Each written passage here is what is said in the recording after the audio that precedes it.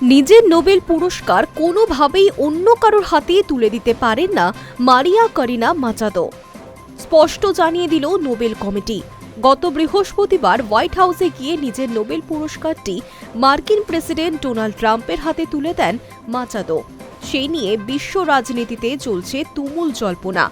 এহেন পরিস্থিতিতে 2025 সালের শান্তি নোবেল জয়ীকে তীব্র তিরস্কার করল নোবেল কমিটি। রবিবার একটি বিবৃতি পেশ করা হয়েছে নোবেল কমিটির তরফ থেকে।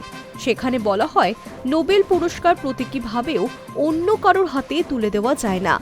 অ্যালফ্রেড নোবেলের ইচ্ছে এবং শর্তাবলীকে মর্যাদা দেওয়া এই কমিটির কর্তব্য। সেই শর্তে বলা হয়েছে, মানবজাতির স্বার্থে যারা অসামান্য অবদান রেখেছেন কেবল তাদের এই পুরস্কার দেওয়া হবে। নোবেল পুরস্কার দেওয়ার ক্ষমতাও স্পষ্টভাবেই শর্তাবলীতে লেখা রয়েছে। নোবেল পুরস্কার দেওয়ার যোগ্যতা কাদের রয়েছে সেটাও শর্তাবলীর অঙ্গ। নোবেল কমিটির এই কড়া বার্তা থেকেই পরিষ্কার, মাচাদোর কাজে তারা যথেষ্ট অসন্তুষ্ট। যেভাবে নিজের পুরস্কার ট্রাম্পের হাতে তুলে দিয়েছেন ভেনেজুয়েলার বিরোধী নেত্রী, সেটা একেবারেই বেআইনি বলেই মত কমিটির। যদিও শুক্রবার নোবেল কমিটি জানিয়েছিল, পদক, ডিপ্লোমা অথবা পুরস্কারের অর্থ যাই হোক না কেন, ইতিহাসে মূল বিজয়ীর নামই পুরস্কারের প্রাপক হিসেবে লিপিবদ্ধ থাকবে। তিনি তার পদক এবং ডিপ্লোমা কি করবেন সেটা তার ব্যক্তিগত বিষয়।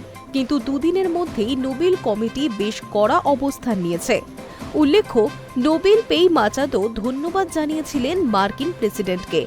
বলেছিলেন, নোবেল পুরস্কারের যোগ্য দাবিদার ডোনাল্ড ট্রাম্প, তাই মার্কিন প্রেসিডেন্টের সঙ্গে নিজের নোবেল পুরস্কার ভাগ করে নিতে চান বলেও জানিয়েছিলেন। তারপর গত বৃহস্পতিবার হোয়াইট হাউসে গিয়ে ট্রাম্পের সঙ্গে দেখা করেছেন মাচাদো। নিজের নোবেল পুরস্কার তুলে দেন মার্কিন প্রেসিডেন্টের হাতে। পুরস্কার হাতে নিয়ে ট্রাম্প বলেন, যে কাজটা আমি করেছিলাম সেটার পুরস্কার পেয়েছিল মারিয়া, তাই আমার হাতে পুরস্কার তুলে দিল। পুরস্কার হাত বদলের ঘটনায় এবার স্পষ্ট ক্ষোভ উগরে দিল Nobel committee. High news network.